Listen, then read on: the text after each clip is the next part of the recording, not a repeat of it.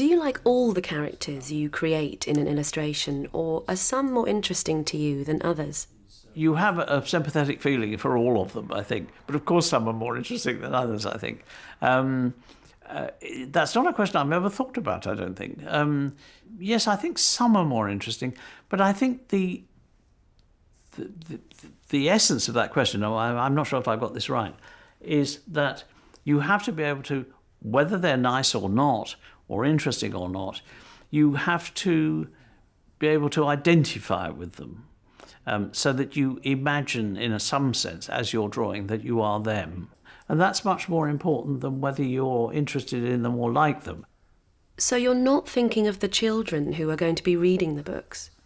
What I'm interested in about children is children, and about children in books.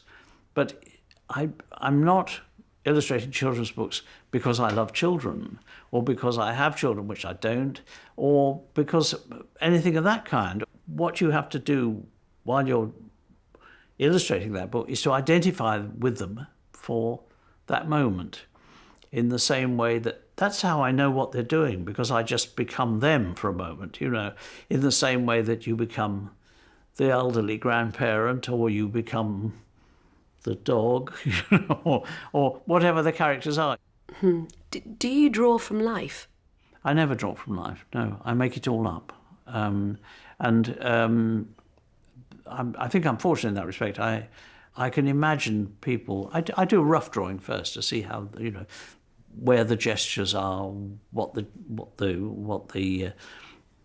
activity is, how the figures relate to each other, what the expressions on their faces are. So I get a rough drawing, and then I work from that. But I mostly just invented. Do you ever draw digitally? Digitally, curiously enough, I was probably one of the first people who did it, because I did, like 40 years ago, did drawing on a television screen. In a television studio, so that you could draw on the screen. But I haven't gone on with it. I wouldn't mind doing it. The disadvantage to it, from my point of view, is that I like the feeling of the implement on the paper.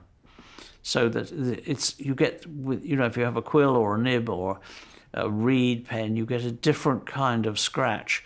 But if you're inventing what is happening, the reed pen is actually doing it. It's not copying something out there, it's actually creating it as you're going along. So that the fact that you can feel it on the paper is enormously helpful.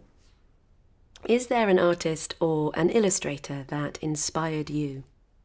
I was very influenced by a lot of people who were drawing when I started drawing in the 50s. Ronald Searle, for instance, who you couldn't avoid being influenced by him to a considerable extent. But the person that I think most had an effect on me was a French artist, a contemporary and friend of Searle, André François. When I was a young man, I got his address and went to see him. And then I suppose he died a few years ago. He was nearly 90. But just 2 or 3 years before that, I had an exhibition in Paris, and it was rather wonderful because he turned up. I didn't invite him; the gallery only invited him. So it was nice to think he hadn't forgotten who I was exactly.